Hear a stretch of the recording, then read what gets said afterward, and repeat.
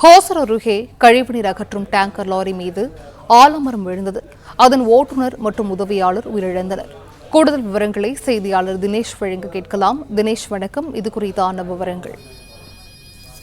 அதாவது கிருஷ்ணகிரி மாவட்டம் ஓசூர் அடுத்து இருக்கக்கூடிய மத்திகிரி பகுதியில் பழமை வாய்ந்த ஆலமரம் அவ்வழியாக சென்ற டேங்கர் லாரி மீது விழுந்ததில் சம்பவ இடத்திலே ஓட்டுநர் மற்றும் கிளீனர் உயிரிழந்தார்.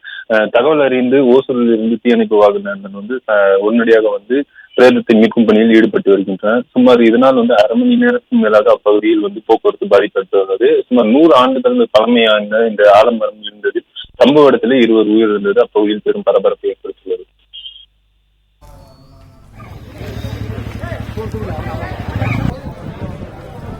விவரங்களை வழங்கியமைக்கு நன்றி தினேஷ்.